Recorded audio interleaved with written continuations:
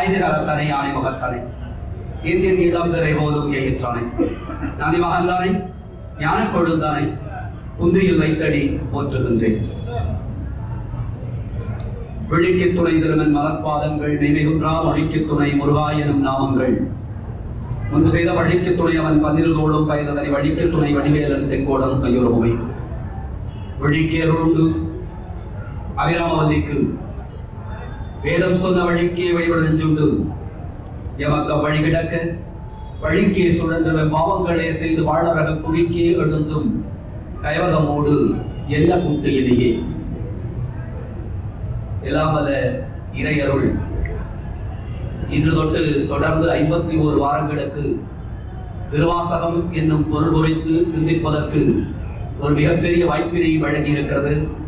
இந்த மிகப்பெரிய வாய்ப்பினை வழங்கி இருக்கக்கூடிய தமிழக அரசினுடைய நிர்வாக பெருமக்கள துணைவருக்கும் ஆலயத்தினுடைய நிர்வாக பெருமக்கள துணைவருக்கும் ஒளிவொலி அமைப்பாளர்களுக்கும் இந்த காட்சி உரையை செவ்வனே வடிவமைத்துக் கொடுத்திருக்கக்கூடிய செல்வன் கௌஷிக் அவர்களுக்கும் முன்னதாகவே வந்திருந்து ஏற்பாடுகளை செய்திருக்கக்கூடிய அடியார் மக்கள் அத்துணைவருக்கும் திருவாளர் ஷியாம் சுந்தர் அவர்களுக்கும் மற்றும் இருக்கக்கூடிய அத்துணை நல்ல உள்ளங்களுக்கும் இந்த தருணத்தில் வரை தந்து சிறப்பித்திருக்கக்கூடிய அடியார் மக்களாகிய உங்களுக்கும் மனமொழிமைகளால் நெஞ்சார்ந்த நன்றி கலந்த வணக்கங்களை சொல்லி தொல்லையிலும் புறவி சூழும் தலை நீக்கி அதற்கு ஆனந்த வாக்கியதை எலை மதுவால் அருகடிக்கும் திருவாசகம் என்னும் தேன் என்கின்ற திருவாசக தேனில் 51 பகுதி. இந்த 51 பகுதியில் முதல் பகுதி சிவபுராணம் என்பதாகும். அதற்கு முதலாக திருவாசகம் என்பதை திருவாசகத்திற்கு உருகார் ஒரு வாசகத்திற்கும் உருகார் என நீங்கள் கேள்விப்பட்டிருப்பீர்கள். நினைத்தாலே கண்களிலே நீர் அரும்பக்கூடிய திருவாசகம், அழுதால் அவனை பெறலாம் என அழுது அடியடைந்த அன்பர் மாணிக்க வாசகர் அருளிய திருவாசகம் 8ஆம் திருமுறை. எட்டாத பொருளை கூட்டுவிப்பதற்காக இது 8ஆம் திருமுறை. திருவாசகத்திற்கு உருகார் ஒரு வாசகத்திற்கும் உருகார். பாலால் ஞானம் பெற்றவர் ஞானசம்பந்தர், சூறையால் ஞானம் பெற்றவர் திருநாவுக்கரசர், ஓலையால் ஞானம் பெற்றவர் சுந்தரர், பாலால் ஞானம் பெற்றவர் ஞானசம்பந்தர், காலால் ஞானம் பெற்றவர் மாணிக்க வாசகர் என்கின்ற கருத்தை சொல்லி குறுந்தவர் அத்தடியில் தன் பாதத்தின் வழியாக ஈசன் அவரை ஆட்கொண்டு அந்த காட்சியை வைத்து திருவாசகத்திற்குருகார் ஒரு வாசகத்திற்கும் உருகார். தில்லைப்பதியில் நீங்க ஏதோ ஒரு நூல் எழுதியிருக்கீங்களாவே என்று ஒரு அந்தணர் வடிவிலே வந்து சிவபெருமான் கேட்டு மாணிக்க வாசகர் சொல்ல சொல்ல அதை எழுதி மாணிக்க வாசகன் சொற்படி அழகிய சிற்றம்பலமுடையவன் என கைச்சாத்தியிட்டு தில்லையம்பலத்திலே வைத்துவிட்டு 5 பூதங்களில் கரைந்து போன பெருமைக்குரியவர் மாணிக்க வாசகர் என்பதை சொல்லி இவ்வளவு சிறப்பு பொருந்திய மாணிக்க வாசகர் அவருடைய ஒரு பகுதியைத்தான் நாம் இன்றைக்கு சிந்திக்க இருக்கிறோம். அது திருவாசகத்தினுடைய பகுதி சிவபுராணம். அதுல வாழ்க என்பது 6 இடங்களில் வரும். எப்படி அப்படின்னு கேட்டீங்கன்னா, நமச்சிவாய வாழ்க, நாதன் தாழ் வாழ்க, இவை பொழுதும் என் நெஞ்சில் நீங்காதான் தாழ் வாழ்க, கோவழியாண்ட ஒரு மனிதன் தாழ்வாழ்க, ஆகமமாகி நின்று அன்னிப்பான் தாழ்வாழ்க, ஏகனேகன் இறைவனடி வாழ்க என 6 இடங்களிலும், வெல்க என்பது 5 இடங்களிலும், போற்றி என்பது 8 இடங்களிலும் வரும். திருவாசகத்தினுடைய மொத்த பாடல்கள் 658 என்பதை தகவலாக சொல்லி அடுத்தது நாம இப்போ சிவபுராணத்துக்குள்ள நுழைகிறோம்.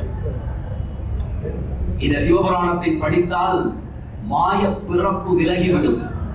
இது நாள் வரையிலும் ஈசனை எந்த நிலையில் நாம் அறிய வேண்டும் என்று நினைத்திருந்தோமோ அந்த நிலையில் அறிவதற்கான வாய்ப்பு விட்டு இந்த சிவபுராணத்தை படித்தால் கிடைக்கக்கூடிய சிவனருள் கிட்டும், மாய பிறப்பு விலகும், நலம் சூழும், வளம் விரியும். இவ்வளவு சிறப்பு பொருந்திய சிவபுராணம். இந்த சிவபுராணத்தினுடைய நமச்சிவாய வாழ்க, நாதன் தாழ் வாழ்க, இவை பொழுதும் என் நெஞ்சில் நீங்காதான் தாழ் வாழ்க. என்ன சிறப்பு தெரியுங்களா? இந்த 2வது வரிதான் ஜி.யு. போப் அவர்களுக்கு மிகவும் பிடித்த வரி. கடந்த வாரம் நான் பதிவு செய்திருந்தேன். என்னன்னா, இவை பொழுதும் என் நெஞ்சில் நாம வச்சிருக்கிறது இல்ல, நம்மை விட்டு நீங்காமல் அவனே நம்மிடத்திலே நிலைவற்றிருக்கிறான் என்பதுதான் இதன் கருத்து. இமைப்பொழுதும் என் நெஞ்சில் நீங்காதான் தாழ்வாழ்க. நமச்சிவாயங்கிற மந்திரத்தினுடைய சிறப்பினை அடுத்த ஸ்லைட்ல பார்க்க போறோம். அதுக்கு முன்பாக நாம நிரம்ப நேரங்கள்ல இதை படிச்சுட்டோம், அதை படிச்சுட்டோம், எதை படிச்சா நிறைய வேலை கிடைக்கும், எதை படிச்சா நிறைய சம்பாதிக்கலாம், எதை படிச்சா வெளிநாட்டுக்கு போகலாம் என்றெல்லாம் நினைத்துக் கொண்டிருக்கின்றோம். நமச்சிவாய எனும் மந்திரத்தை படிப்பதுதான் இந்த ஆன்மாவிற்கான தேடல். அதுதான் அது கல்வி. கற்றதனால் ஆய பயன் என்பல் வாழறிவன் நற்றாள் தொழார் எனின். தாள் என்பது நாம ஏதோ தேர்வு தாள், விடைத்தாள்கள், பணத்தாள்கள் என்று நினைத்துக் கொண்டிருக்கின்றோம். தாள் என்றால் அது ஈசன் திருவடியை மட்டுமே மனதிலே சிந்திக்க வேண்டும் என்பதை முன்னுரையாக வைத்து நமச்சிவாய வாழ்க, நாதன் தாழ் வாழ்க, இவை பொழுதும் என் நெஞ்சில் நீங்காதான் தாழ்வாழ்க. வினாடி நேரம் கூட, ஒரு வினாடி அளவு கூட என்னை விட்டு அவன் நீங்காமல் என்னுடனேயே இருக்கிறான் என்றால் நாம எவ்வளவு நேர்மையாகவும் ஒழுங்காகவும் இருக்க வேண்டும். அவர் இந்த கோயில தான் இருக்கிறாரு அப்படின்னு நாம நினைக்க வேண்டாம். என்னை விட்டு அவன் எப்பொழுதும் நீங்கவே இல்லை என்கின்ற சிந்தனையை தர வேண்டும் என்பதற்காக இந்த கற்றதனாலாய பயனிற்குள் வாழறிவன் நற்றாள் தொழார் எனின். வேதத்தினுடைய இதயம் ரிக், யஜு, சாமம், அதர்வணம் என சொல்லப்படுகின்ற 4 வேதங்களினுடைய இதயம் எது என்று கேட்டால் அது நமச்சிவாய மந்திரம். இந்த 5 எழுத்து மந்திரத்தை எப்படி சொல்ல வேண்டும் என்பதை பலர் பலவிதமாக சொல்லி இருக்கிறார்கள். இதை இந்த ஸ்லைடு வழியா உங்களுக்கு ரொம்ப எளிமையா சொல்லிவிடலாம் என்பதற்காக சிவய நம. அடுத்தது எப்படி வரணும்னா வா முன்னால வந்துடும், வய நமசி. அடுத்ததுல யா முன்னால வந்துடும், யநம சிவ. அடுத்ததுல நான் முன்னால வந்துடும், நம சிவய. அடுத்ததுல மா முன்னால வந்துடும், மசிவயன. ஏன் இதை சொல்கிறேன் என்றால், இப்படி சொன்னால் இந்த பஞ்ச இந்திரியங்களும் 5 இந்திரியங்களும் சிவன் வசத்திலே சென்று நம்மை நன்னெறிக்கு இட்டு செல்லக்கூடிய அற்புதமான மந்திரம் ரிக், யஜுர், சாமம், அதர்வணம். இப்படி எனக்கு வேத மந்திரங்களை சொல்ல தெரியவில்லையே என நாம் சிந்திக்க வேண்டாம். சிவாய நம என சிந்தித்தால் அதுவே போதும். இந்த உடலை நன்னெறிக்கு இட்டு செல்லக்கூடிய மகத்தான மந்திரம் சிவய நம, வய நமசி, யநம சிவ, நம சிவய, மசிவயன என்பதாகும். இது சிவபுராணத்திற்குள்ளே உடலே இருக்கிறது. நம் சிவாய நமச்சிவாய வாழ்க. சிவபெருமான் என்றைக்கும் வாழ்வாங்கு வாழ வேண்டும். வாழ்த்தினால் வாழும். யாரையாவது வாழ்த்துங்கள், நீங்கள் வாழ்வீர்கள். எல்லோரையும் பாராட்டுங்கள், நீங்கள் பாராட்டப்படுவீர்கள். எதையோ இழந்தது போல மூஞ்சி வச்சுக்கிட்டு இருக்க வேண்டிய அவசியம் இல்லை. எல்லோரையும் வாழ்த்தினால் நாமும் வாழ்த்தப்படுவோம், எல்லோரையும் பாராட்டினால் நாமும் பாராட்டப்படுவோம். கொஞ்சம் நன்றாக இருந்தால் நன்றாக இருக்கிறது என்று சொல்வதிலே என்ன தவறு இருக்கிறது? அதை சொன்னால் நாமும் சொல்லப்படுவோம் என்பதை சொல்லி கோகழி ஆண்ட ஒரு மனிதன் தாழ்வாழ்க. கோகழிங்கிறது இங்க திருப்பெருந்துறையை தான் குறிக்கிறது. சிலர் வேற வேற தகவல்களை சொல்கிறார்கள், ஆனால் இது திருப்பெருந்துறையை தான் குறிக்கிறது. அன்னித்தெல்லாம் ஆகமமாகி நின்று அன்னிப்பான் தாழ்வாழ்க. அன்னித்தெல்லாம் சில பேர் நெருங்கி வருதல் என்று சொல்கிறார்கள். இல்லை, இனிப்பானது என்று பொருள் உரைக்கிறார்கள். கோகழி ஆண்ட ஒரு மனிதன் தாழ்வாழ்க, ஆகமமாகி நின்று அன்னிப்பான் தாழ்வாழ்க. இறைவனுடைய திருவடி எப்படி இருக்க வேண்டும் என்பதை மதமிசை ஏகினான் மானடி சேர்ந்தார், நிலமிசை நீடு வாழ்வார். இந்த உலகத்தில் வாழ்வாங்கு வாழ வேண்டும் என்கின்ற ஆசை இருக்கிறது. நாம வாழ்ந்துகிட்டே இருக்கணும், தொடர்ந்து வாழ்ந்துகிட்டே இருக்கணும். ஒரு ஆசையுடைய வெளிப்பாடு என்ன தெரியுமா? திருமணம் செய்து கொண்டு பிள்ளை பெறுவது.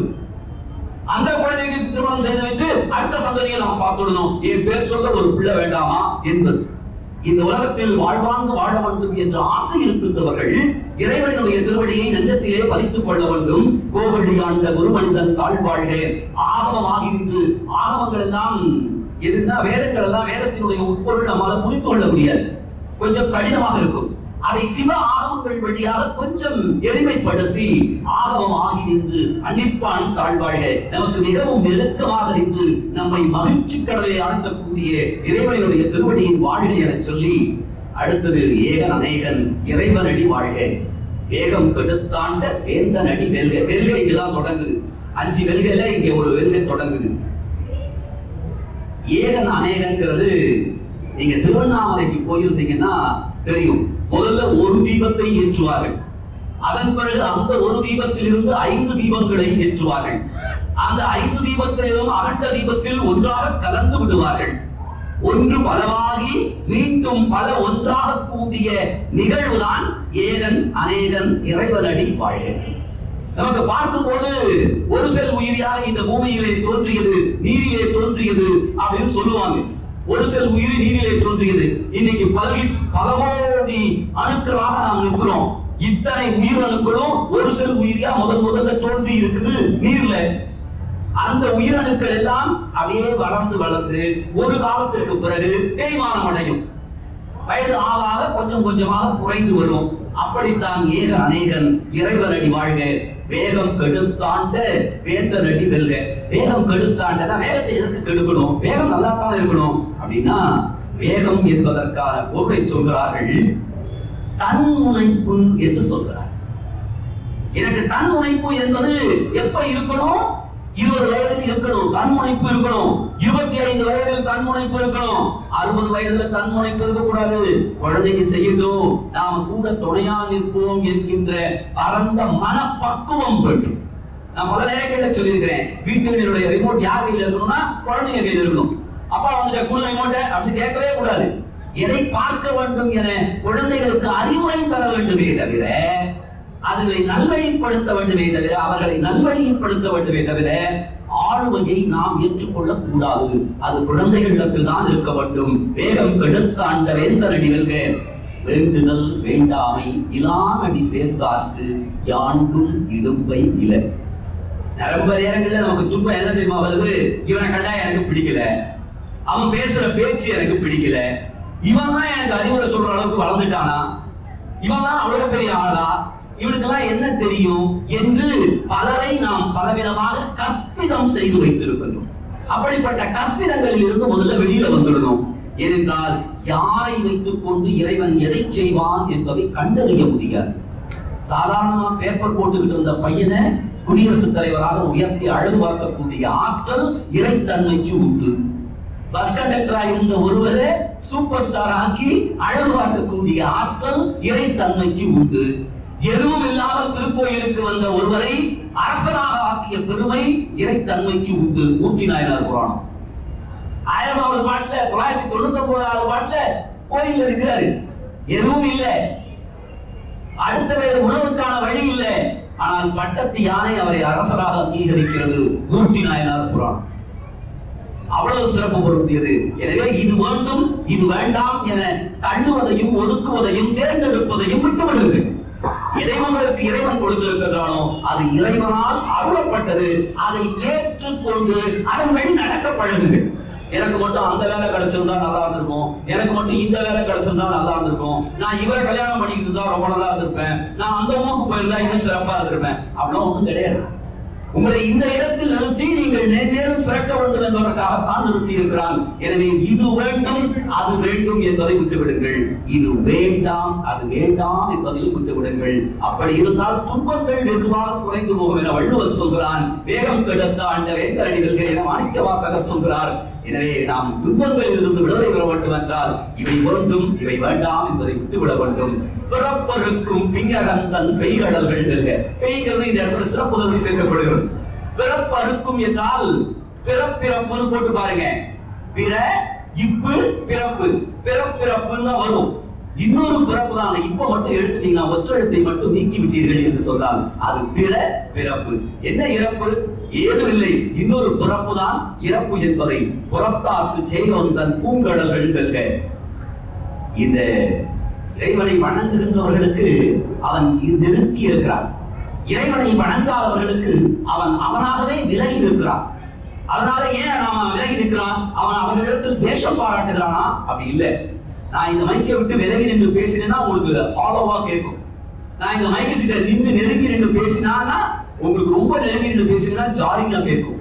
அதற்கான அளவிலே நின்று பேச வேண்டும். அதுபோல ஈசன் நமக்குள்ளே இருந்து நம்மை இயக்க வைக்கிறான். புறத்தாக்கு செய்யொந்தன் பூங்கடல்கள் வெல்க. தனக்குவமை இல்லாதான் தாழ் சேர்ந்தார்க்கு அல்லால் மனக்கவலை மாற்றதறிது. இவனுக்கு இணையா சிவபெருமானுக்கு இணையாக இன்னொருவரை சொல்ல முடியாது. அப்படிப்பட்ட இறைவனோடு இரண்டரை கலந்தவர்களுக்கு மனக்கவலை என்பதே ஏதும் இருக்காது என்பதை சொல்லி கரம் குவிவார் உள்மகிழும் கோன் கடல்கள் வெல்க. என்ன தெரியுமா பொருள்? ஆக்சுவலா கரம் குவிப்பார்னு தான் இருக்கணும். நான் செய்கின்ற வேலைனா குவிப்பேன் தான் இருக்கணும். குவிவார் என்றால் என்னன்னா, தம்முடைய முனைப்பு இல்லாமலேயே கரங்கள் குவியும். சிரம் குவிவார் குவிக்கும் சீரோன் கடல் வெல்கன்னா, இதுக்கு எல்லாரும் பொருள் சொல்கிறார்கள்.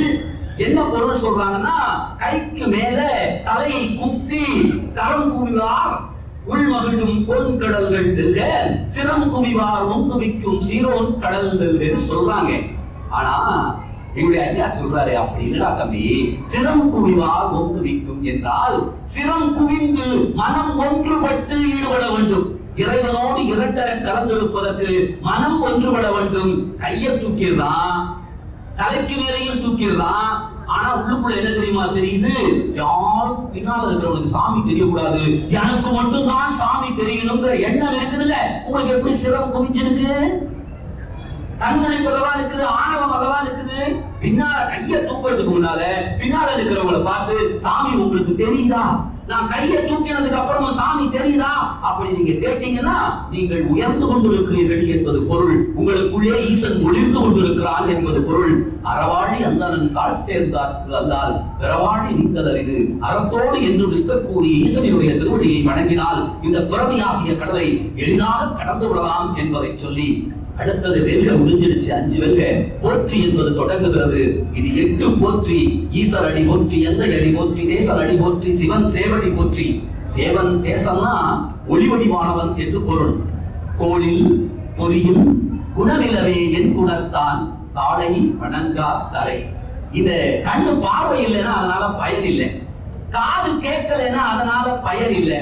அதுபோல இறைவனை வணங்கவில்லை என்றால் இந்த தலையினால பயன் இல்லை. தலையே நீ வணங்காய் என சொல்லக்கூடிய ஞானசம்பந்தருடைய பதியத்தையும் நினைவில் கொண்டு, ஈஸ்வர் அடி போற்றி, எந்த அடி போற்றி, தேசர் அடி போற்றி, சிவன் சேவடி போற்றி, செம்மையான சிவனுடைய திருவடிகளை போற்றி, இறைவனை வணங்கி வணங்கி நேயத்தே நின்ற நிமலன் அடி போற்றி, மாய பிறப்பறுக்கும் மன்னன் அடி போற்றி. பிறப்பு என்பது மாயையால் விளைவது. ஏதோ ஒன்று இருக்கிறது, ஏதோ ஒன்று இருக்கிறது என்ற தேடுதல் வேட்கையின் அடிப்படையிலே விளைகின்ற ஒன்று இந்த பிறப்பு. நேயத்தே நின்ற நிமலன் அடி போற்றி, மாய பிறப்பறுக்கும் மன்னன் அடி போற்றி. பிறப்பே மாயை. மாயப்பிறப்புனா நிலையில்லாத பிறப்பு. ஆனாலும் விட்டுவிட முடிகிறதா? நான் பொய், யானே பொய்ன்னு தெரியுது, ஆனாலும் இன்னும் கொஞ்சம் செல்வத்தை சேர்த்து விட வேண்டும் என்று ஆசைப்படுகிறது. எவ்வளவுதான் அழுக்கு தீர குளிச்சாலும் இந்த உடம்பு அழுக்கை விட்டு அகலாதுன்னு தெரியுது, ஆனாலும் இருக்க போய் குளிச்சுட்டு வந்துடுறேன் அப்படின்னு மனசு கேட்காம போறோம், குளிக்கிறோம். ஒரு கட்டி சோப்பை ஒரே நாள்ல கரைச்சாலும் கூட உடம்புல இருக்கிற அழுக்கு போகாது. ஆனா கோடிக்கணக்கான நாட்கள் தவணையற்றிய முனிவர்கள் மனம் வீச இருந்திருக்கிறார்கள். என்ன பொருள்? நான் எவ்வளவு சோப்பு போட்டு குளிச்சாலும் என்னுடைய உள்ளத்து அழுக்கு போகல. வாய்மை எனப்படுவது யாதரின் என்னது? உள்ளத்துக்குள்ள தீமை இல்லாமல் இருக்கணும். உள்ளத்துக்குள்ள புற தூய்மை நீரானமையும், அகம் தூய்மை வாய்மையால் காணப்படும். நான் உள்ளுக்குள்ள பைய வச்சுக்கிட்டு வெளியே எத்தனை சோப்பு போட்டாலும் அழுக்காதானே இருப்பேன். அதனால்தான் நேயத்தே நின்ற நிமலன் அடி போற்றி, மாயப்பிறப்பருக்கு மன்னன் அடி போற்றி. பிறவி பெருங்கடல் நீந்துவார் நீந்தார் இறைவனடி சேராதார். இறைவனுடைய திருவடியை வணங்கவில்லை என்று சொன்னால் நம்மால் இந்த பிறவியாகிய பெருங்கடலை கடக்க முடியாது என மாணிக்கவாசகர் பிறந்தரை சொல்கிறார். அடுத்தது சிறார் பெருந்துரை நம் தேவனடி போற்றி, ஆறாத இன்பம் அருளும் மலை போற்றி. திருப்பெருந்துறையிலே உரையக்கூடியவன் அவன் என்னுடைய தேவன். ஆறாத இன்பம், தொடர்ச்சியாக இன்பத்தை வழங்கிக் கொண்டே இருக்கக்கூடிய ஆற்றல் பொருந்தியவன். அருள் மலைன்னு சொன்னா உயர்வு கருதி போட்டிருக்கிறாரு. சிறார் பெருந்துரை நம் தேவனடி போற்றி, ஆறாத இன்பம் தெவிட்டாத இன்பத்தை தரக்கூடிய சிவனுடைய தன்மையை போற்றி. சிவன் அவன் என் சிந்தையுள் நின்று அதனால் அவன் அருளாரே அவன் தாள் வணங்கி.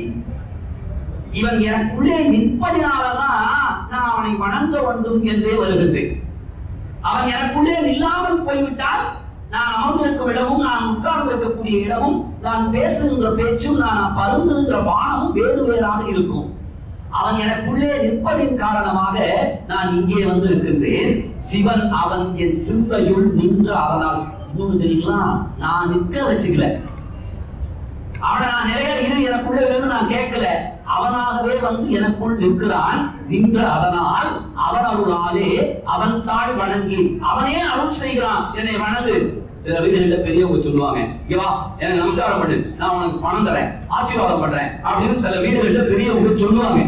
குழந்தைங்க அவங்க ஏதாவது தருவாங்க, பொருள் தருவாங்க, பணம் தருவார்கள் என்பதற்காக விழுந்து வணங்கும். அதுபோல என்னை வணங்கு, நான் உனக்கு சிறப்புகளை செய்கிறேன் என ஈசன் ஆசை வார்த்தைகளை பெரியவர்கள் கூறி வாழ்த்துவதை போல அவனாகவே வந்து நம் உள்ளத்துக்குள்ளாக தங்கி அவன் அருளாலே அவன் தாளினை வணங்க செய்கின்ற அற்புதமான நிகழ்வு. இதெல்லாம் மாணிக்கவாசக பெருந்தகைக்கு நடந்த நிகழ்வு.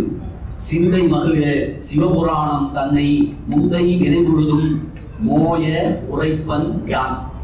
ரொம்ப இடங்கள்ல இது பிரிச்சு படிச்சிருந்தீங்கன்னா எல்லா இடத்துலையும் போட்டிருக்கிறது என்ன போட்டிருக்கோம்னா ஓயன்னு போட்டிருக்கும். ஓயன்னா ஓய்ந்திருத்தல் பொருள், நின்றுட்டு இருக்குன்னு அர்த்தம். மோயன்னா மோசனம் விமோசனம் அப்படிங்கிறதுடைய வடமொழி சொல்லினுடைய திரிபு இது. மோயன்னா விலக நீங்க என்கின்ற பொருள் தருகிறது. முன்னால நாம செய்த வினை, நீங்க எந்த ஜோசியக்காரத்தை போங்க முதல்ல ஒரு விஷயம் சொல்லுவாங்க, இந்த சூரியன் மட்டும் இந்த கட்டத்துல இருந்ததுன்னு வைங்களேன் உங்களை குறிக்கவே முடியாது. அதான் இல்ல அவன் ஏன் அதை சொல்லி ஆசாவாத கட்ட, இந்த சனி மட்டும் இந்த கட்டத்துல இருந்தா எதுக்கு இது? நாடு என் செய்யும், கோள் என் செய்யும், என்னை நாடி வந்த கொடும் கூற்று என் செய்யும். ஆசரு நல்ல நல்ல அவை நல்ல நல்ல அடியாரவர்க்கு மிகவே. அடியவர்கள் என்று நாம் சொல்லிவிட்டால் அவை நல்லதை மட்டும் தான் செய்யும். அப்போ நமக்கு முன்னால் இருக்கக்கூடிய பழைய வினைகள் எல்லாம் எப்படி நீங்க வேண்டும்? நம்மை விட்டு முழுவதுமாக நீங்க வேண்டும். முந்தை வினை முழுதும் மோய. மோயனா நீங்க. இப்ப யாராவது ஓயன்னு சொன்னாங்கன்னா ஞாபகம் வச்சுங்க, விந்தை முந்தை வினை முழுதும் மோய உரைப்பன் யான். நான் சொல்லுகிறேன், நான் இப்பொழுது சிவபுராணத்தை சொல்லுகிறேன், என்னுடைய முந்தை வினை முழுதும் இந்த வினாடி போய்விடும் என்று நம்புங்கள். முந்தை வினை முழுதும் மோய உரைப்பன் யான். பொல்லா வினையில் என்னுடைய வினை எப்படிப்பட்டது தெரியுமா? சாதாரண வினை இல்லை. நான் என்னைக்குமே நல்லதை பத்தி சிந்திச்சதே கிடையாது. முழுக்க முழுக்க என்னுடைய முந்தைய வினை பொல்லா வினை, தீய வினை. புகழும் ஆறு ஒன்று அறியேன். இறைவனே, உன்னை புகழ்வதற்கான வழி எதுவும் எனக்கு தெரியாது. அது மட்டுமல்ல, புல்லான புழுவான மரமான பல்மிருகமாகி பாம்புமான, இதுல ஓரறிவு இருக்கக்கூடிய உயிர் இருக்கு இல்லையா, அது புல் பூண்டு மரம். 2 அறிவு இருக்கு இல்லைங்களா, அது நத்தை சங்கு போன்றவை. 3 அறிவு எறும்பு அட்டை போன்றவை. 4 அறிவு எறும்பு தும்பி போன்றவை. 5 அறிவு பறவை விலங்கு போன்றவை. 6ஆம் அறிவு மனிதன். இத முதல் அறிவு சொன்ன இல்லையா, புல் பூண்டுக்கு இதுக்கு தொடு உணர்வு மட்டும்தான் இருக்கும். நத்தை சங்குக்கு தொடு உணர்வோட நா உணர்வும் இருக்கும். எறும்பு அட்டைக்கு தொடு உணர்வு, நா உணர்வு, முகர்தல் உணர்வு, மூக்கு கூடுதலா இருக்கும். நண்டு தும்பிக்கு தொடு உணர்வு, நா உணர்வு, முகர்தல் உணர்வு, இதோட காணக்கூடிய காட்சி இந்த 4. பறவைக்கு தொடு உணர்வு, நா உணர்வு, முகர்தல், காணுதல், அதன் பிறகு செவி உணர்வு. இந்த 5 இருக்கும். நமக்கு தான் நாம நினைச்சிட்டு இருக்கிறோம், நாம தான் 6ஆம் அறிவு பெற்றவர்கள், பகுத்தாயும் திறன் பெற்றவர்கள். மனிதனுக்கு தொடு உணர்வு, நா உணர்வு, முகர்தல், காட்சி, இதை தவிர பகுத்தாயும் திறன் 6 அறிவு பெற்றவர்கள். ஆனா இத்தனை பிறவி பிறந்திருக்கிறோம். இது எல்லாமே காட்சி வடிவப்படுத்திருக்கிறது செல்வன் கௌஷிக் தான். நத்தை இப்படி எல்லாம் நாம வந்திருக்கிறோமே. சங்கு இதற்கு 3 உண்டு. எறும்பு, அட்டை பூச்சி, இப்படி எல்லா விதமான பிறப்புகளும் நாம் பிறந்திருக்கின்றோம். இவ்வளவு பிறவி பிறந்தாலும் கூட இந்த வினை இன்னும் நம்மை விட்டு நகரல, தொடர்ந்து வந்து கொண்டே இருக்கிறது. கல்லாய், மனிதராய், பேயாய், கணங்களாய், பல் அசுரராகி முனிவராய், தேவராய்னு சொல்றாங்க. இது நிரப்ப இடங்கள்ல கல்லாய் அப்படிங்கிறது கல்லுக்குள் இருக்கக்கூடிய தேரை போன்ற உயிரினங்கள் என சிலர் குறிக்கின்றார்கள். இன்னும் சிலர் இல்ல கல்லா மனிதர் அப்படின்றாங்க, கல்லா மனிதராய் அப்படின்றாங்க, படிக்காதவன் அப்படின்னு சொல்றாங்க. என்னை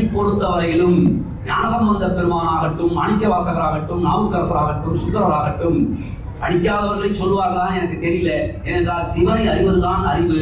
சிவனை தவிர வேறொன்றை அறியாத மனிதர்களை கல் போன்ற படிச்சிருக்கிறானே அப்படின்னு வேண்டுமானால் சொல்லி இருக்கலாம். கல்லாய் மனிதராய், பேயாய், கணங்களாய், வல்ல அசுரராகி, முனிவராய், தேவராய், எல்லா புறப்பும் புறங்களை. கேவலம் ஒரு சிங்கம், வன்மமான மிருகம், அதற்கு தன்னை வளர்ப்பவர்களிடத்தில் அன்பு காட்ட வேண்டும் என்று தெரிகிறது. ஆனால் மனிதர்களிடத்துக்கு தான் நம்மை வளர்த்தவர்களிடத்தில் அன்பு காட்ட வேண்டும் தெரியல. ஒரு வயசுக்கு வந்ததுக்கு அப்புறம் என்னையே பெத்தேன்னு அப்பாவையும் அம்மாவையும் பார்த்து கேட்கிறான். இல்ல, வளர்த்தவர்களிடத்தில் அன்பு காட்ட வேண்டும் என்று ஒரு வலிமையான மிருகத்திற்கு கூட தெரிகிறது. ஆனால் ஒரு ஆறறிவு பெற்றிருக்கக்கூடிய மனிதர்களுக்கு தெரியவில்லை. குழந்தைகள் அன்பு காட்டுவதற்கு மறுக்கின்றார்கள். இதை தவிர இந்த இடத்துல நான் ஒரு தகவலை பதிவு செய்யணும்னு ஆசைப்படுறேன். ரொம்ப முக்கியமான இடம். தேவர்கள் இடத்துல எதை வைக்கலாம்னு கௌஷிக்கு நான் சிந்திச்ச போது நான் சொன்னேன், உழவு தொழிலை போற்று வை, உழவு தொழிலை வை, அவர்கள் தான் தேவர்களுக்கு இணையானவர்கள். ஒரு பொருளை எல்லோரும் பயன்படுத்தினால் அதை தயாரிப்பவர்கள் கோடீஸ்வரர்களாக மாறிவிடுவார்கள். சொல்றது விளக்குதுங்களா? ஒரு பொருளை எல்லோரும் பயன்படுத்தினால் அதை தயாரிப்பவர்கள் கோடீஸ்வரர்களாக மாறிவிடுவார்கள். செல்போன் எத்தனை பேர் வச்சிருப்போம்? கார் எத்தனை பேர் வச்சிருப்போம்? ஆனா அந்த கம்பெனிக்காரங்களாம் கோடீஸ்வரர் ஆயிட்டாங்க. ஆனால் நாட்டில் இருக்கக்கூடிய அத்தனை மனிதர்களும் உணவு உண்கிறார்கள். ஆனால் உணவினை உற்பத்தி செய்து தரக்கூடிய விவசாயி கவலைக்கிடத்தில் இருக்கிறான் என்று சொன்னால், தேவர்களுக்கு இணையாக நாம் போற்றப்பட வேண்டிய தெய்வ நிலையில் உழவர்களை நிறுத்த வேண்டும் என நான் கருதுகிறேன் என்பதை இந்த அவையில் சொல்லி, இனிமேலும் உழவர்களை ஒருபோதும் குறைத்து மதிப்பிடாதீர்கள். உழவுக்கு வந்தனை செய்தால் மட்டும்தான் நம்முடைய தேசம் வளத்தை நோக்கி செல்லும் என்பதை தகவலாக சொல்லி, செல்லார் இன்றைய தாவர சங்கமத்துள் எல்லா பிறப்பும் பிறந்துடைத்து நீயே உன் பொன்னடிகள் கண்டு இன்று வீடுற்றே. இது என்ன சிறப்பு தெரியுங்களா? எல்லா பிறப்பும் பிறந்தாச்சு. எத்தனையோ பிறப்புகள். கடற்கரையுடைய மணலை அளவிட்டாலும் அளவிட்டு விடலாம். அதை விட கணக்கற்ற பிறவி தொடர்ந்து எடுத்துக்கொண்டே இருக்கிறேன். இன்னும் பிறவி எடுக்க வேண்டும் என்று ஆசை இருக்கு. என்ன ஆசைன்றீங்களா? எங்கேயாவது ஒரு வீடு நல்லா இருந்தா கட்டா இந்த மாதிரி ஒரு வீடை கட்டணும் சார். விடுமை யாராவது சைடு வச்ச காவல வந்து இறங்கினா வாழ்ந்தா இப்படி வாழணும் சார் நினைச்ச உடனே கொடுத்துருவாரு கடவுள். ஒண்ணு இல்ல, இன்னொரு பிறப்பு வரும், அவ்வளவுதான். இன்னொரு பிறவி எடுத்து அவர்கள் வீட்டில் குழந்தையாக வந்து அப்படி வரணும். தேவையாது. எல்லா பிறப்பும் பிறந்தடைத்து செல்லான் என்ற இத்தாவர சங்கமத்துள் இது வேண்டான்னு தெரியுது, இது பொய்னு தெரியுது, இது மாயைன்னு தெரியுது, தெரிஞ்சாலும் விட முடியல. செல்லான் என்ற இத்தாவர சங்கமத்துள் எல்லா பிறப்பும் பிறந்து இழைத்தேன். எல்லா பிறப்பும் பிறந்தாச்சு, இழைத்தாச்சு. நீயே ஒரு பொன்னடிகள் கண்டு இன்று விடுற்றேன். குறிப்பிட தெரியுங்களா? இது 32வது வரி. இந்த வரி நீயே ஒரு பொன்னடிகள் கண்டித்து வீடுற்றேன் 32வது வரி.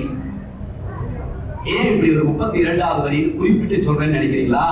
மாணிக்க வாசக பெருமான் அழகிய சிற்றம்பல உடையவன் கையொச்சாத்தியிட்ட அந்த ஓலைச்சுவடியை இதன் பொருள் நடராஜன் என சொல்லி தில்லை சிற்றம்பலத்துக்கு உள்ளே நுழைந்து பஞ்சபூதங்களின் வடிவாக முக்தி பேறு பெற்ற வயது 32 வயது.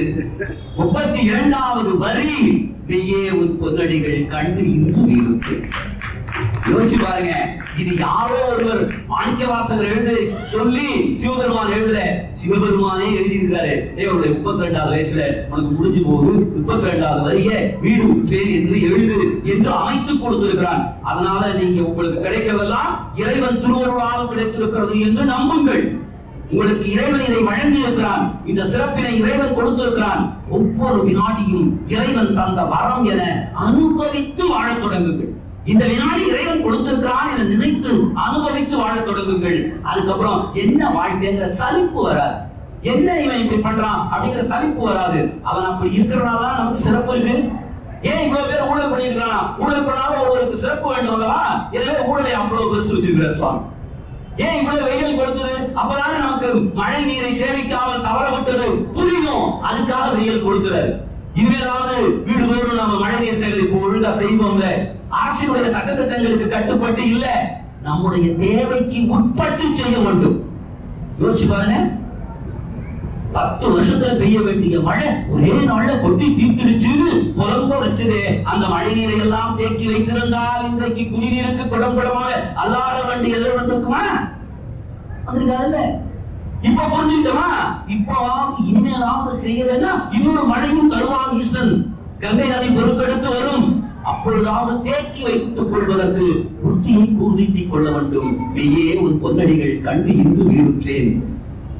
உய்ய என் உள்ளத்துள் ஓங்காரமாய் இந்த உள்ளத்துக்குள்ளே ஓங்கார வடிவாக ஈசன் இருக்கிறார், எப்பொழுதும் இருக்கிறான்.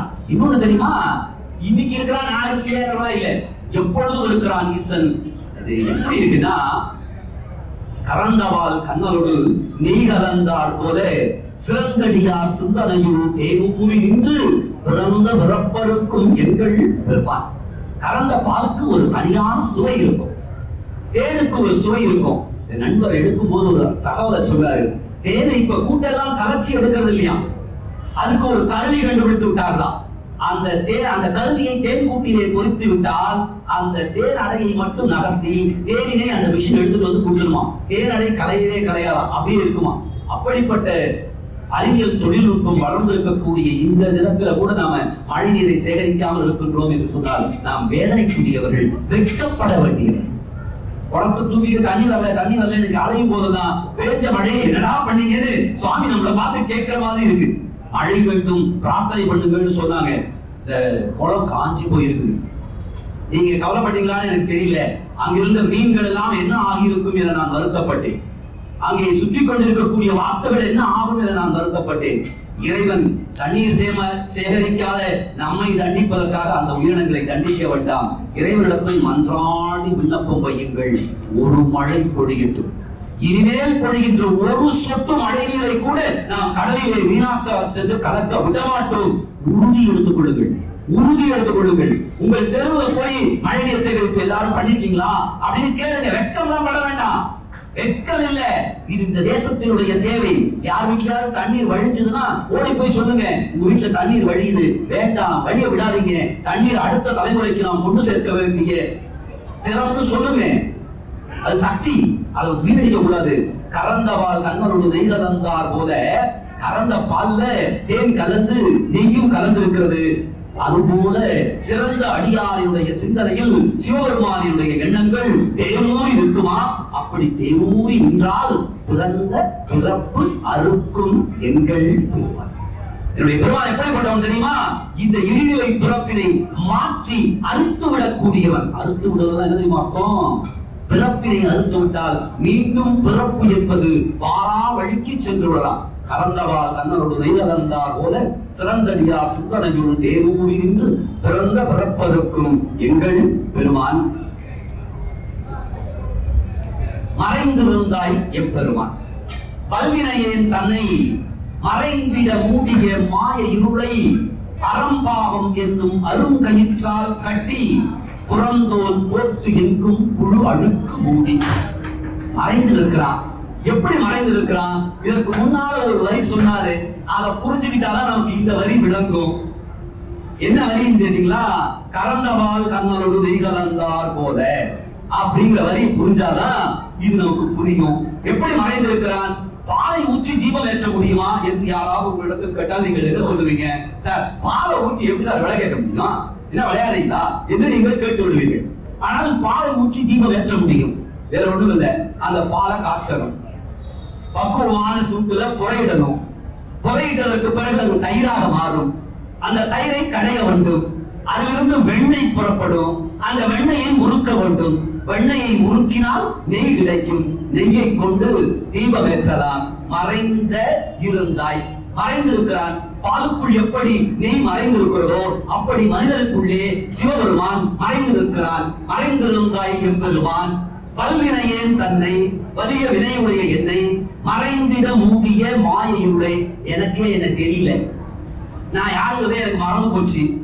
தன்னை அறிய தனக்கு ஒரு கேடு இல்லை, தன்னை அறியாமல் தானே கெடுகின்றான். தன்னை அறியும் அறிவை அறிந்தவன் தன்னை அர்ச்சிக்க தான் இருந்தானே. அமைங்கிறது ரொம்ப மிகப்பெரிய விசாரணம். நான் யாரு, இதை கண்டுபிடிக்கணும்.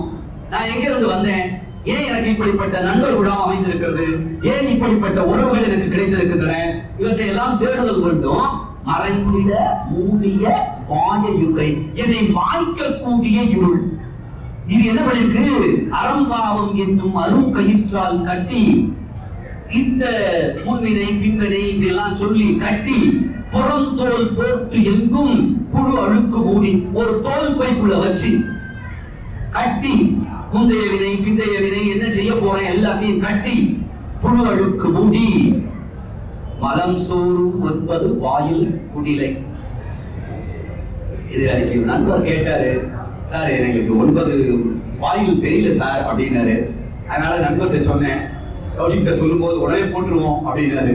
வாய் 1, கண் 2, மூக்கு 2, செவி 2, கருவாய் 1, இருவாய் 1, மலம் சோறும் 9 வாயில் குடில். 9 ஓட்டைக்குள்ள உயிர் தங்கி இருக்குது.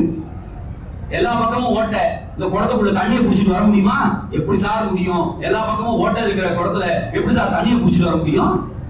குடிச்சிட்டு வச்சிருக்கிறானே இறைவன். இந்த 9 வாயிலுக்குள்ளாக ஓட்டையை வைத்து அதற்குள்ளே இறைவன் உதவி கொண்டிருக்கிறானே. விலங்கு மனத்தால் விமலா உனக்கு கலந்து அன்பாகி கசிந்து உள்ளுருகும். புலன் 5ம் வஞ்சனையை செய்ய, நமக்கு நல்லது செய்யறதுக்காக உருவான புலன்கள் 5 புலன்கள். இது என்னைக்காவது நல்லது செஞ்சிருக்கான்னு பாருங்க. இந்த 5 புலன்களும் நமக்கு நல்லதை செய்யணும். அது தோல், கையில அது தோல், வாய், கண், மூக்கு, செவி, இந்த 5 புலன்களும் நமக்கு என்றைக்காவது நல்லதை செஞ்சிருக்கான்னு பாருங்க. நல்லதை செய்யறேங்கிற போர்வையில நிரம்ப கெட்டதை செஞ்சிருக்குது. சின்ன வயசுல இருந்து நான் டிவி நல்லா பார்ப்பேன் சார், நம்மளுக்கு கண்ணு கெட்டு போயிடுது. 60 வயசுல 70 வயசுல சுவாமி பார்க்கறச்சே, சுவாமியா வராது, என்ன சாமி தெரியலையே, கண்ணு பஞ்சடைஞ்சு போயிடுது. ஓம் நமச்சிவாய ஓம் நமச்சிவாயன்னு சொல்லணும். அது சொல்லாம விதவிதமான வேறு வேறு வார்த்தைகளை, தவறான வார்த்தைகளை பேசுவதற்கும் செலவழித்து விட்டு வயதான காலத்துல ஓம் நமச்சிவாயன்னு சொன்னா போகுது, என்ன சொல்லணும் அப்படின்லாம் நாட்டில் எதுவோ வச்சுக்கிட்டு பேசுற மாதிரி இருக்குது. 5ம் வெவ்வேறு விதமான எதை முகர்ந்து பார்க்கணும் தெரியுமா? ஈசன் மேலே அணிந்த துணியினை முகர்ந்து பார்க்கணும். ஐயா எங்கேயாவது முகர முடியுதா? தாய் அணிந்த புடவையில ஒரு வாசம் இருக்கும். தாய் அணிந்த புடவையில ஒரு வாசம் இருக்கும். இன்னைக்கும் தூளி எதுக்காவது வேட்டியில கட்டி பார்த்திருக்கீங்களா? புடவையில தான் கட்டுவாங்க. என்னன்னா அது தாய் அருகிலே இருப்பது போல குழந்தைக்கு ஒரு பாதுகாப்பு உணர்வை தரும். அதனால தூளியை எப்போதும் பெண்ணினுடைய சேலையில தான் கட்டுவாங்க. அலங்க புலனைந்தும் வஞ்சனையை செய்ய விழிப்பா இருக்குது, வியப்பா இருக்குது. இந்த புலன்கள் நமக்கு இவ்வளவு இருக்குதா அப்படின்னு காட்டுறதுக்கு முன்னால அது வஞ்சனையை செய்கிறது. இருப்பது போல நல்லது செய்வது போல கெட்டது செய்து விடுகிறது. அதனால்தான் வஞ்சனைன்னு சொன்னாரு. விலங்கு மனத்தால் விமலா உனக்கு, என்னுடைய மனம் விலங்கு நிலை. விலங்கு நிலைன்னு சொல்லக்கூடாதுங்க, ஒரு தகவலுக்கு சொல்றேன். தெரியுங்களா? விலங்கு மனம்னு சொல்லக்கூடாது. விலங்கை விட கேவலமானது நம்முடைய மனது. எந்த சிங்கமும் அடுத்த வேலைக்கு வேண்டும் என்று இன்னொரு மானை வேட்டையாடி பதப்படுத்தி ஃப்ரிட்ஜ்ல வச்சுக்கிறது இல்லை. நாளைக்கு வேண்டும் என்று உணவுகளை எந்த உயிரினமும் சேமித்து வைப்பது இல்லை. நம்ம நாளைக்கு மட்டும் சேமிக்கல, சேமிக்க வேண்டிய தண்ணியை விட்டுவிட்டு, சேர்க்க வேண்டிய தண்ணியை விட்டுவிட்டு, எதை விட வேண்டுமோ அந்த பொருளை எங்கெல்லாம் சேர்க்கக்கூடாதோ அங்கெல்லாம் சேர்த்து வச்சுக்கிட்டு, முடிஞ்ச வரைக்கும் மறைச்சுக்கிட்டு, எல்லாம் சாமி பார்த்துப்பாரு, எல்லாம் சாமி பார்த்துப்பாரு. எப்படி பார்த்துப்பாரு? நீ மறைத்ததையெல்லாம் வெளியே கொண்டு வருகின்ற நாள் இறைவன் பார்த்துக் கொள்வார். மறைச்சு வாழ்ந்துட முடியுமா? இந்த தேசம் 300 ஆண்டுகளாகத்தான் இப்படிப்பட்ட இழிநிலையை சந்தித்துக் கொண்டிருக்கிறது. நீங்கள் வரலாற்றை புரட்டி பார்த்தால் இந்தியா வளமான நாடு, செழிப்பான நாடு. விட்டுறாதீங்க. நம்ம தேசத்தினுடைய எதிர்கால தூண்களை டிவி பெட்டிக்குள்ள முடக்கிறாதீங்க. கண்ட வார்த்தைகளை சொல்லாதீங்க. நம்ம தேசம் உயர்ந்த தேசம், இதை மீட்டுக் கொண்டு வர வேண்டும் என்கின்ற உந்து சக்தியை அவர்களுக்குள் விதையுங்கள். அடுத்த தலைமுறைகிட்ட இதை சொல்லுங்க. ரொம்ப ரொம்ப முக்கியம். கலந்து அன்பாகி கசிந்து உள்ளுருகும் நலம்தான் இல்லாமல் சிறியக்கு நல்கி. எந்த விதமான நலமும் இல்லை. கெட்ட எண்ணம், கெட்ட சிந்தனை, எப்படி பணம் பண்ணலாங்கிற எண்ணம் இருக்கு. நலம்தான் இல்லாத சிறியருக்கு நல்கி எங்களை போன்ற சிறியவர்களுக்கு வந்து தந்து நிலம் தன்மேல் வந்து அருளி, நிலத்திற்கு மீது வந்து எழுந்து அருளி வந்து நீள் கடல்கள் காட்டி அவனே காலை காட்டி இதை பற்றிக் கொள் என சொல்லி நாயிற்கடையாய் கிடந்த அடியேற்கு. நாயை சொல்லக்கூடாது, ஆனா மாணிக்கவாசகர் சொன்னதின் காரணமாக நான் சொல்றேன். நாயை விட கீழாக இருந்த நாயின் கிடையாய் கிடந்த அடியேற்கு தாயும் சிறந்த தயாவான தத்துவனே. தாயை விட சிறந்தவன் ஈசன். தாயை விட சிறந்தது கிடையாது, தாயை விட சிறந்தவன் கிடையாது. ஆனால் தாயை காட்டிலும் ஈசன் சிறந்தவன்கிறதுக்கு ஒரு தகவல் இருக்கு. இப்ப நாம ஒரு குழந்தை பிறந்ததுன்னா அதுக்கான உணவை தான் எப்ப தேடுவோம்? குழந்தை பிறந்ததுக்கு அப்புறம் தேடுவோம். குழந்தை பிறந்துச்சு, மத்தியானம் அதுக்கு என்ன வேணும்? தாய்ப்பால் ஊறுதா? தாய்ப்பால் இருக்கா? தாய்ப்பால் கொடுக்கணும்னா அவளுக்கு என்ன வேணும்? அவளுக்கு ஏற்ற உணவுகள் எல்லாம் கொடுப்போமா அப்படின்னு நாம தேடுவோம். ஆனா ஒரு குழந்தை உருவாவதற்கு நான் பல நேரங்களில் பதிவு செய்திருக்கிறேன். ஏறத்தாழ 70-75 ஆண்டுகளுக்கு முன்பாகவே அவனுக்கு ஒரு தாத்தா ரெடி. 60-65 வருஷத்துக்கு முன்னாலேயே ஒரு பாட்டி ரெடி. 30-35 வருஷத்துக்கு முன்னாலேயே அப்பா ரெடி. 25-30 வருஷத்துக்கு முன்னாலேயே அம்மா ரெடி. 5-6 வருஷத்துக்கு முன்னாலேயே அண்ணன் ரெடி.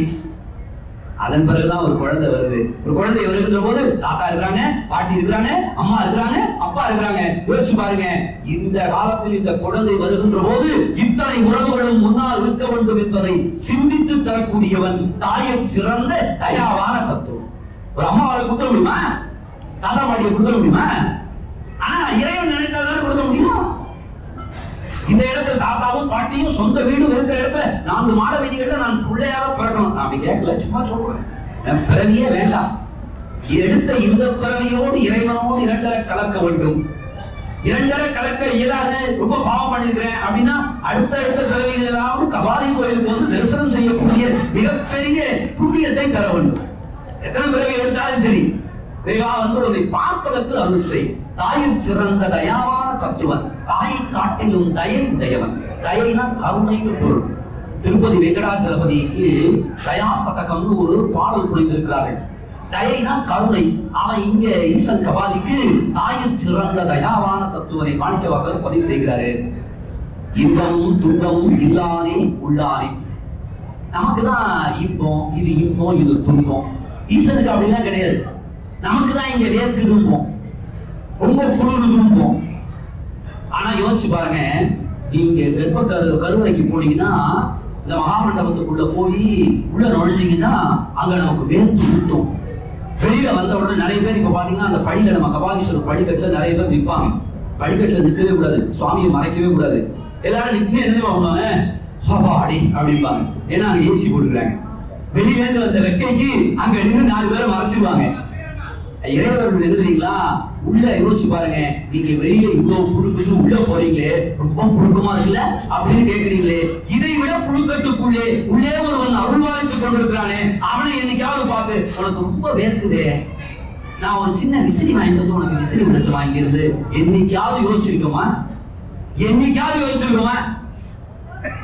ஒரே வெக்கையாது, நான் இங்கே சாமி பார்த்துறேன், அதான் பெஸ்ட் அப்படின்னு சொல்றேனே. என்னைக்காவது இதை விட வெட்கையிலே உள்ளே அமர்ந்து அருள்வாய்ப்பதற்கு காத்துக் கொண்டிருக்கின்றாளே அம்பிகையும் ஈசனும், அவங்களுக்கு நாம ஒரு சின்ன விசிறியாலையாவது விசிறி விடுவோமா? எடுத்துட்டு போய் இப்படி போறேன், என்னுடைய துண்டை எடுத்துக்கொண்டு எனக்கு நான் விசிறிக்கிறேனே, அதை முன்பக்கமாக ஆட்டி வா கபாலி உனக்கு நான் விசிறி விடுகிறேன் என்று என்றைக்காவது சொல்லியிருக்கோமா? சொன்னதே இல்லை. நாம இங்கேருந்து போனவன என்ன கிடைக்கும், என்னாச்சும் தருவாங்களா, என்ன கொடுக்கலாம் என்பதை நாம் மறந்து வெகு நாட்கள் ஆகிவிட்டன. இன்பமும் துன்பமும் இல்லானே உள்ளானே. அவன்கிட்ட இல்ல, ஆனா இருக்குது. எதன் வழியாக தெரியுமா இருக்குது? ஏன் இன்பமும் துன்பத்தையும் வச்சுக்கிறான்? இவ்வளவு துன்பப்பட்டும் கூட இன்னும் நீர்நிலையை போற்றாமல் பராமரிக்காமல் இருக்கின்றார்களே, அவன் துன்பப்படுகிறான். இவ்வளவு அனுபவத்தை கொடுத்ததற்கு பின்னும் அடுத்தவர் பணம் வேண்டும் என்று ஆசைப்படுகின்றார்களே, இந்த அவர்களை பார்த்தவன் துன்பப்படுகின்றான். எனவே இன்பமும் துன்பமும் இல்லானே உள்ளானே. அன்பருக்கு அன்பரி. யார் அன்போடு இருக்கின்றார்களோ அவர்களுக்கு தான் அவன் அன்பன். சோடச உபச்சாரத்துல கண்ணாடின்னு ஒரு பொருள் காட்டுவாங்க. சிவாச்சாரிய பெருமக்களை கேட்டீங்கன்னா தெரியும். இறைவன் கண்ணாடியை போல உங்களுக்கு காட்சி தருவான். நீங்கள் எப்படி இருக்கின்றீர்களோ அப்படியே அவன் உங்களுக்கு காட்சி தருவான். நீங்கள் அன்போடு இருந்தால் அவனும் அன்போடே இருப்பான். அன்பருக்கு அன்பனே யாவையுமாய் அல்லையுமாய் எல்லாமும் அவன்தான், எதுவும் இல்லாதவனும் அவன்தான். சோதியனே துன்னிருளே தோன்றா பெருமையனே ஆதியனே அந்தம் நடுவாகி அல்லானே. அவன்தான் முதல், அவன்தான் முடிவு, அவன்தான் இடை, அவன்தான் ஆக்குபவன், அவன்தான் காப்பவன், அவன்தான் அழிப்பவன். எல்லாவற்றையும் அவனே செய்கிறான். அவனன்றி ஓர் அணுவும் அசையாது. ஆதியனே அந்தம் நடுவாகி அல்லானே ஈர்த்து என்னை ஆட்கொண்ட எந்தை பெறுவானே. பல நேரங்கள்ல இரும்பை காந்தம் ஈர்த்துக் கொள்ளும். காந்தம் ஒரு இடத்துல இருந்தால் இரும்பு எங்கிருந்தாலும் ஈர்த்துக் கொள்ளும். அதுபோல ஈர்த்து என்னை ஆட்கொண்ட எந்தை பெறுவானே. நான் எங்கேயோ சுத்திக்கிட்டு இருப்பேன், ஆனாலும் கூட காந்தம் எப்படி இரும்பை இழுத்துக் கொள்ளுமோ அப்படி என்னை நீ இழுத்துக் கொள்ள வேண்டும். ஈர்த்து என்னை ஆட்கொண்ட எந்தை பெறுவானே. கூர்த்தவை ஞானத்தால் கொண்டுணர்வார் சங்கரத்தில். பல நேரங்கள்ல நாம நினைச்சுட்டு இருப்போம் இக்கரைக்கு அக்கறை பச்சைன்னு சொல்லுவாங்க. ஒருத்தன் கடல் பயணம் போறான். கடல் பயணம் போறச்சு அங்க ஒரு மண் மேட்டுல ஒரு ஆள் நிற்கிறான். நின்றுகிட்டு அந்த கடல் பயணத்துல படகு வரும்போது, அப்பாடி ஒரு படகு வருது, நாம அதுல ஏறி தப்பிச்சிடலாம் அப்படின்னு அவன் படகை பார்த்து படகு படகு கை காட்டான். இவன் கை காட்டுறத பார்த்துட்டு அந்த படகுல வரவன் நினைச்சுக்கிறான், அப்பாடி கரை வந்துடுச்சு, இனிமே நாம கரையில ஏறி போயிடலாம், பயணம் செஞ்சது போதும்னு. அவன் கரை வந்துருச்சுன்னு அவன் கரைன்றான், இவன் படகுன்றான். இது எப்படி இருக்குன்னா, திருமணம்ங்கிற பந்தத்துக்கு வெளியில இருக்கிறவங்க உள்ள வரணும்னு ஆசைப்படுவான். உள்ள இருக்கிறவன் அத்தனை பேரும் வெளில போயிடணும்னு ஆசைப்படுவான். போகுண்டாப்பா இங்க புடுங்கல். ஆனா ரெண்டும் முடியாதுன்னு வச்சுங்க. வரணும்னு நினைச்சாலும் நாம வர முடியாது, போகணும்னு நினைச்சாலும் நாம போக முடியாது. அது இறைவன் திருவருள். நோக்கரிய நோக்கே நுணுக்கரிய நுண்ணுணர்வே மாற்றவாம் வையகத்தின் பேரே வந்து அறிவாம் ஏற்றனே ஏற்ற தெளிவே என் சிந்தனையுள் ஊற்றான உன்னார் அமுதே. எனக்கு இந்த உலகத்தினுடைய எல்லா விதமான விகாரங்களையும் உள்ளுக்குள்ளே வைத்து மாற்றமாம் வையகத்தின் பேரே வந்து அறிவாம். வெவ்வேறு விதமான மாற்றங்கள், எப்படிப்பட்ட மாற்றங்கள் எல்லாம் வருகின்றன, பல்வேறு விதமான மாற்றங்கள் வருகின்றன. நாம குழந்தையா இருக்கின்ற போது எப்படி இருந்தோம், எப்படி நம்முடைய தாய் தந்தையர்களுடைய சொற்கு கட்டுப்பட்டு நடந்தோம். இன்னைக்கு நாம தந்தை நிலைக்கு வந்தாச்சு, இன்னும் சொல்ல போனால் தாத்தா நிலைமைக்கு வந்தாச்சு.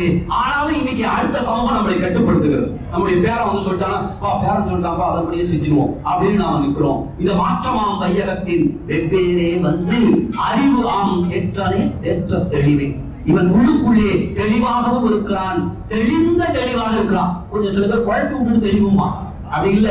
ஏற்றனே ஏற்ற தெளிவே என் சிந்தனையுள் ஊற்றான உன்னார் அமுதே. அமுதம் என்பது பருகினால் தீர்ந்து போவது அல்ல, என் உள்ளத்துக்குள்ளே மீண்டும் மீண்டும் பல்கி பெருகக்கூடிய ஊற்று ஆன உன்னார் அமுதே உடையானே. வெற்று விகார விடக்குடம்பின் உட்கிடப்ப ஆற்றேன் ஐயா அரணேவோ என்றென்று பல்வேறு விதமான பிறப்புகள் பிறந்து இழைத்து விட்டேன். கோடிக்கணக்கான உயிர்களுக்குள்ளே அந்த யோனிகளுக்குள்ளே பிறந்து சலித்து விட்டேன். ஆனாலும் இன்னும் முடியல. ஆற்றேன் எம் ஐயா அரணேவோ என்றென்று போற்றி புகழ்ந்துழந்து வையட்டு வெய்யானார். பொய் தவிரணும். பொய் தவிர்ந்தால் மட்டும்தான் இந்த பிறவி தொலையும். போற்றி புகழ்ந்திருந்து வையட்டு வெய்யானார். மீட்டு இன்று அங்கு வினை புறவி சாராமே. திரும்பவும் இந்த பூமிக்கு வந்து வினையினால் எடுக்கக்கூடிய இந்த பிறவிக்குள்ளாக அடைப்படாமல் கள்ளப்புலப்புறம்பை கட்டழிக்க வல்லானே. இது ஒரு பெரிய மூட்டை. என்ன வினை? முந்தைய வினை எல்லாம் மூட்டைன்னு சொல்றாங்க. கள்ளப்புலப்புறம்பை கட்டழிக்க வல்லானே. முந்தைய வினைகள் ஒரு மூட்டையா இருந்து நமக்கு அடுத்தடுத்த பிறப்ப தந்துகிட்டே இருக்குது. அப்படி தர வேண்டாம்னு சொன்னா அந்த மூட்டையை டிஸ்போஸ் பண்ணணும். கள்ளப்புலப்புறம்பை கட்ட அழிக்க வல்லானே. கட்டி வச்சிருக்கக்கூடிய அந்த வினை மூட்டையை அழிக்கக்கூடிய வல்லமை பொருந்தியவன் தில்லை கூத்தன். கள்ளப்புலப்புறம்பை கட்டழிக்க வல்லானே. நள்ளிருளில் நட்டம் பயின்றாடும் நாதனே. இருள்னா நாம என்ன நினைச்சிட்டு இருக்கிறோம், நள்ளிரவு பொழுது. நள்ளிருளில் நட்டம் பயின்றாடும் நாதனேனா மனம் எப்பொழுதும் இருளிலேயே ஆழ்ந்து கிடக்கிறது. நல்லதை தேடல, ஒளியை தேடல, இருளிலேயே இருக்கிறது. அந்த இருளிலும் கூட ஒளியை தரக்கூடிய நடனத்தை ஆடி தில்லையுள் கூத்தன் தென்பாண்டி நாட்டான். தென்பாண்டியிலே சுந்தரபாண்டியனாக இருந்து ஆட்சி செலுத்தியவன். அதனால அவனை தென்பாண்டி நாட்டான் என வரையறை செய்து நள்ளிருளில் நட்டம் பயின்றாடும் நாளனே தில்லையுள் புத்தனே தென்பாண்டி நாட்டானே அல்லல் பிறவி அறுப்பானே. அல்லல் வரக்கூடிய இந்த பிறவிகளை அறுத்து விடக்கூடியவன், சொல்லற்கு அறியான், இந்த சொல்லுக்குள்ள அடங்காதவன், இப்படித்தான் இருக்கிறான் இறைவன், இந்த வண்ணத்தில் இருக்கிறான், இவன் தான் இறைவன் என்று எழுதி காட்டோடாதபடி இருக்கின்ற இறைவன் சொல்லிற்கு அறியானை சொல்லி திருவடிக்குள் சொல்லிய பாட்டின் பொருள் உணர்ந்து சொல்லுவார் செல்வர் சிவபுரத்தின் உள்ளார் சிவனடிக்குள் பல்லோரும் ஏத்த பணிந்து. இதுதான் பொதுவா எல்லாரும் சொல்லி இருக்கிற பொருளுங்க. பொருளை உணர்ந்து படிக்கணும், பொருளை உணர்ந்து படிக்கணும்னு இதுவரைக்கும் எல்லாரும் சொல்லி இருக்கக்கூடிய பொருள். நீங்க எந்த சைவத்துல உரை பார்த்தாலும் வேறு வேறு பொருளை சொன்னாலும் கூட கடைசியா இதை சொல்லிடுவாங்க. சொல்லிய பாட்டின் பொருள் உணர்ந்து சொல்லுவார் செல்வ சிவபுரத்தில் உள்ளார் சிவனடிக்குள் பல்லோரும் எந்த பணிந்து, இதை சொல்லிடுவாங்க. இந்த ஒரு இடத்துல மட்டும் நான் கொஞ்சம் வேறுபடுறேன். இது ரொம்ப முக்கியமான இடம், ஆனாலும் ஸ்லைடு நமக்கு உதவி செய்யும், இது அறிவியல் தொழில்நுட்பம் நமக்கு உதவி செய்யும். சொல்லிய பாட்டின் பொருள் உணர்ந்து என்பதில் அல்லல் பிறவி அறுப்பானே ஓ என்று சொல்லக்கரியானை சொல்லி திருவடிக்குள் சொல்லிய பாட்டின் பொருள் உணர்ந்து. என்ன பொருள்? பொருள்னா இது வரைக்கும் தமிழாசிரியர்கள் சொல்லக்கூடிய மீனிங்கே நாம நினைச்சுட்டு இருக்கிறோம். அப்படிதான் எல்லாரும் விளக்கமும் சொல்லிட்டு இருக்காங்க.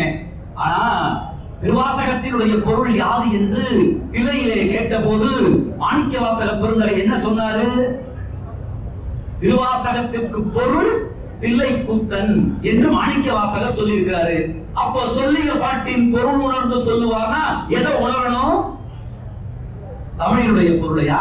இல்லையே, நடராஜ பெருமானுடைய பொருளை உணர்ந்து நடராஜ பெருமானை உள்ளத்தில் தியானித்து திருவாசகத்தை சொன்னால் சிவபுராணத்தை சொன்னால் செல்வர் சிவபுரத்தில் உள்ளார் சிவனடிக்கு பல்லோரும் ஏத்த பணிந்து. நீங்கள் நடராஜ பெருமானை உள்ளத்துக்குள்ளே தியானித்து சிவபுராணத்தை சொன்னீர்கள் என்று சொன்னால் அதனுடைய பொருள் தில்லை கூத்தன் என மாணிக்கவாசகரே சொல்லியிருக்கிறார். பொருள் அறிந்து சொல்லல, பொருள் உணர்ந்து சொல்லியிருக்கிறாரு. பொருள் அறிந்துனா சொல்லப்படாத பொருளை தெரிந்து கொள்ள வேண்டும். உணர்ந்து என்றால் நூலாசிரியர் ஏற்கனவே அந்த பொருளை கூறிவிட்டார் என்பது வெள்ளிடை மலை.